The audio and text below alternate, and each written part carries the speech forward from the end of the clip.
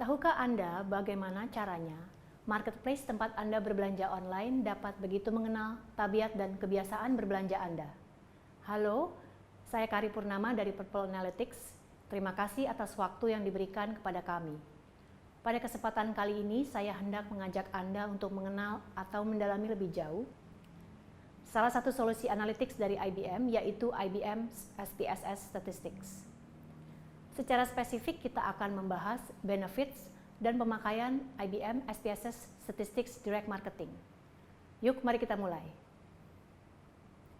Sebagai world standard untuk software analisa data, IBM SPSS Statistics, atau selanjutnya akan saya sebut SPSS, telah secara konsisten menjadi leader di area statistical analytics software selama lebih dari 40 tahun.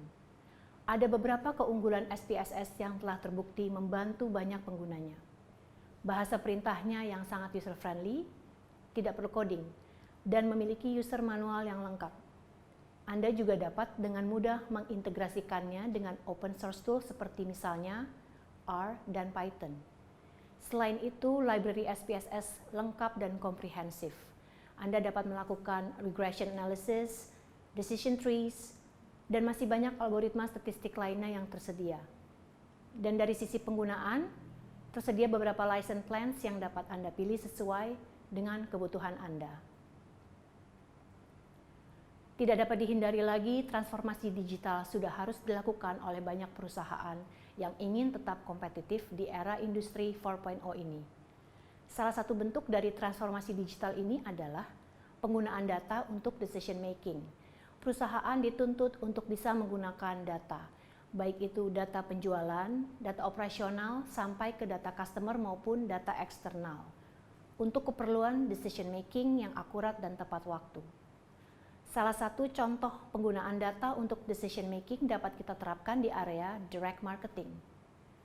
Low response rate adalah salah satu challenge dari kampanye direct marketing. Hal ini biasanya terjadi karena direct marketing campaign kurang mengarah ke audiens yang tepat. Perusahaan juga masih menggunakan platform manual seperti misalnya Excel untuk mengumpulkan dan menganalisa data. Dampaknya adalah penggunaan budget, human resources, serta waktu yang kurang maksimal atau efisien. Untuk menjawab tantangan ini, SPSS memiliki modul direct marketing yang ditujukan khusus untuk membantu kampanye direct marketing Anda.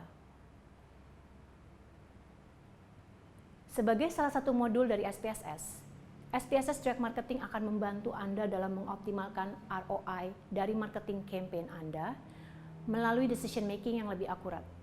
Beberapa benefits dari SPSS Direct Marketing yaitu Anda dapat mengidentifikasi customers yang lebih responsif terhadap offer promosi Anda. Anda dapat melakukan strategi marketing untuk segmen customer yang berbeda, atau dengan kata lain Anda bisa melakukan personalisasi berdasarkan segmen. Anda juga dapat melakukan tracking dan monitoring dari hasil direct marketing Anda. Anda bisa menggunakan analytics ini untuk event-event marketing perusahaan, seperti misalnya dalam periode launching produk, menaikkan income dari cross-sell dan upsell, atau untuk pembukaan outlet baru. Untuk lebih detailnya, mari kita saksikan video demo berikut ini. Sekarang langsung kita mulai coba menggunakannya. Untuk mengakses SPSS Direct Marketing, klik Direct Marketing, choose Teknik, maka akan muncul dialog box yang menyediakan 7 macam teknik di Direct Marketing, yaitu RFM Analysis, Cluster Analysis, Profiling Prospect, Response Rate penawaran, Propensity to Purchase, membandingkan efektivitas program marketing, dan membuat scoring untuk setiap individu prospek. Pada demo ini saya akan menyampaikan 3 contoh kasus. Contoh yang pertama adalah segmentasi pelanggan. Misalnya ingin diketahui bagaimana segmen pelanggan menurut 7 karakteristik demografi yang diperhatikan, yaitu kelompok usia, kelompok pendapatan, tingkat pendidikan, lama tinggal di tempat tinggal yang sama, jenis kelamin, status pernikahan, dan jumlah anak. Klik Segment My Contacts into Clusters. Continue. Masukkan karakteristik demografi yang sedang kita perhatikan untuk membuat segmen. Nah, di sini akan tampil output SPSS. Akan diinfokan jumlah karakteristik demografi yang dimasukkan, yaitu ada 7. Lalu segmen yang terbanyak ada sebanyak 4 clusters. Kemudian cluster quality di sini bisa dilihat hasilnya cukup baik, sudah masuk di area kuning. Bagaimana segmen yang terbentuk? Double klik kemudian klik clusters.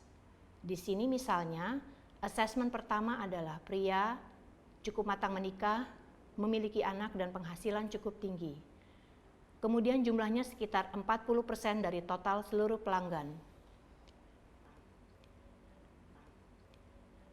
Segmen yang kedua, cirinya adalah wanita tidak menikah, memiliki anak usia dewasa, dan penghasilan agak rendah. Jumlahnya sekitar 24,2%. Dan seterusnya, sehingga kita bisa mendapatkan gambaran ciri-ciri dari setiap segmen. Kalau kita sudah mengetahui ciri masing-masing segmen, SPSS otomatis akan membuatkan variabel baru yang bernama cluster group. Di sini setiap individu pelanggan akan langsung dipetakan untuk masuk ke cluster yang tepat.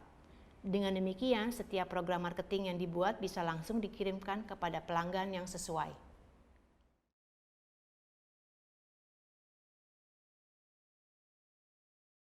Contoh kasus kedua adalah profiling prospect. Kita ingin agar program marketing kita efisien dan efektif. Untuk itu, baiknya kita lakukan uji coba marketing terlebih dahulu ke sebagian kecil pelanggan, misalnya ke 20% pelanggan. Di sini kemudian disimpan datanya, siapa yang respon penawaran dan melakukan transaksi pembelian dan siapa yang tidak. Untuk mengenal profil bagaimana pelanggan yang melakukan transaksi pembelian dan yang tidak merespon penawaran, gunakan direct marketing, pilih teknik generate profile, masukkan response field-nya, yaitu responded to test offer. Positive response value-nya adalah yang yes. Kemudian create profile dan masukkan karakter demografi yang kita perhatikan. Klik setting. Misalnya tentukan target response rate yang inginkan, misalnya kita tetapkan 7%. Kemudian klik run. Otomatis SPSS akan menampilkan output seperti ini, yaitu profil pelanggan dengan response rate-nya masing-masing. Yang warnanya hijau adalah yang mencapai target response rate, sedangkan yang warnanya merah tidak mencapai target response rate. Kemudian karakter demografi yang tidak signifikan tidak akan dimunculkan di tabel ini, yaitu umur, tingkat pendapatan, jumlah anak, dan lain-lain. Sedangkan yang signifikan membedakan kelompok yang merespons penawaran dan yang tidak merespons penawaran akan muncul di tabel profile ini, yaitu region, gender, dan merit. Yang responsnya paling tinggi adalah kelompok wanita tidak menikah dan tinggal di wilayah barat, selatan, dan timur. Sedangkan kelompok berikutnya, respon rate-nya 5,02%, yaitu wanita menikah, tinggal di wilayah barat, selatan, dan timur. Tapi secara kumulatif, respon rate-nya mencapai target yaitu 7,37%. Kumulatif response rate di sini adalah response rate untuk gabungan pelanggan yang bersangkutan. Dengan demikian, agar program marketing kita efisien dan efektif, kita cukup mengirimkan ke program tersebut ke pelanggan dengan profil seperti ini. Contoh yang kedua adalah RFM analysis. RFM adalah recency, frequency, and monetary. Recency yang dimaksud adalah pelanggan yang berbelanja akhir-akhir ini akan cenderung merespon offer dibanding pelanggan yang sudah sangat lama tidak bertransaksi. Frekuensi pelanggan yang bertransaksi berkali-kali akan cenderung merespon penawaran dibanding pelanggan yang hanya sesekali bertransaksi. Sedangkan monetary adalah apabila ada pelanggan yang nilai belanjanya besar, akan cenderung merespon penawaran dibanding pelanggan yang nilai belanjanya kecil. Jadi RFM analysis ini akan membantu mengidentifikasi siapa saja pelanggan yang akan cenderung merespon penawaran menggunakan riwayat data transaksi. Contoh data transaksi mencakup nomor pelanggan, kapan transaksi dilakukan, dan berapa nilai transaksi di masing-masing transaksi tersebut. Untuk membuat RFM analysis, gunakan menu Direct Marketing, pilih teknik, dan klik RFM Analysis. Gunakan transaction data, masukkan variabel-variabel yang sesuai. Transaction date adalah purchase date, transaction amount adalah purchase amount, dan customer identifier adalah customer ID. Klik OK. Otomatis SPSS akan membuat data baru, yaitu yang merupakan rangkuman riwayat transaksi setiap pelanggan. Di sini setiap baris menunjukkan rangkuman bagaimana setiap pelanggan bertransaksi, yaitu kapan dia terakhir bertransaksi, berapa kali dia bertransaksi, dan berapa nilai total nilai transaksinya. Kemudian setiap pelanggan akan dibuatkan skornya. Pada contoh ini untuk membuat skor dibuat 5 level, yaitu tingkat 1 yang paling tidak potensial, dan tingkat 5 yang paling potensial. Untuk recency score dibuat 1 sampai 5, frequency score dibuat 1 sampai 5, dan demikian juga monetary score 1 sampai 5. Maka RFM score kombinasinya adalah mulai dari 111 sampai dengan 555. RFM score ini bisa dengan mudah ditampilkan dalam bentuk heat map. Bagian-bagian yang berwarna gelap menunjukkan yang nilai belanjanya lebih besar dibandingkan dengan bagian-bagian yang berwarna terang.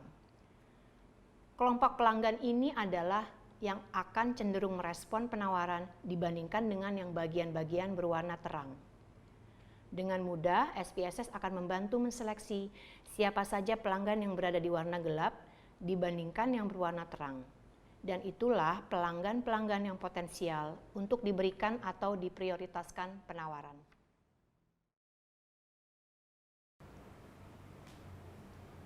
Segmentasi pelanggan merupakan sebuah strategi untuk menarik lebih banyak pelanggan dengan cara mengelompokkan mereka dalam beberapa kelompok yang berbeda.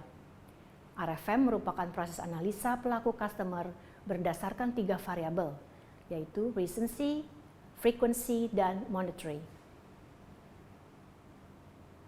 Profiling adalah kegiatan menganalisa dan memahami karakteristik pelanggan, seperti misalnya pola perilaku, motif, dan kebiasaan customer. Seperti yang dapat dilihat, penggunaan SPSS Direct Marketing is easy to use dan telah digunakan secara luas di berbagai industri, dari bidang pemerintahan, market research, perusahaan survei, higher education, sampai retail dan e-commerce.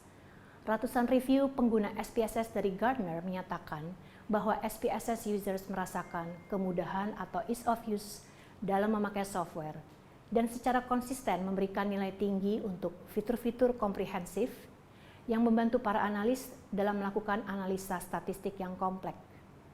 Ini adalah validasi kuat bahwa SPSS Statistik terus menjadi leader di bidang software statistics. SPSS mencakup data processing life cycle dari tahap awal sampai akhir, dari fase data preparation, data exploration, permodelan sampai production scheduling. Untuk mengakomodir proses ini, SPSS memiliki beberapa format, yaitu SPSS Statistik yang merupakan inti dari SPSS. Kemudian kita juga memiliki versi subscription-nya untuk lebih memudahkan pengguna. Ada juga SPSS Statistik Server untuk mengakomodir pemrosesan data dalam volume yang besar. Dan terakhir ada juga SPSS Amos yang dikhususkan untuk penggunaan SEM atau Structural Equation Modeling. SPSS terdiri dari beberapa modul yang mengakomodir kebutuhan analisa data yang lebih spesifik dan tersedia dalam beberapa plan berbeda. Edisi komersial mencakup Base, Standard, Professional, dan Premium. Dengan Premium memiliki modul yang paling lengkap. Untuk Anda yang lebih memilih sistem berlangganan atau subscription, tersedia beberapa bentuk subscription plan yang dapat Anda pilih sesuai dengan kebutuhan Anda. Jadi, kita sudah membahas IBM SPSS Statistik, manfaat dan fitur dari software ini, serta melihat beberapa real-life demo IBM SPSS Direct Marketing, yaitu pemetaan pelanggan, segmentasi, dan RFM Analysis. Jika Bapak dan Ibu memiliki pertanyaan lebih lanjut, mohon menghubungi kami dengan informasi berikut. Terima kasih.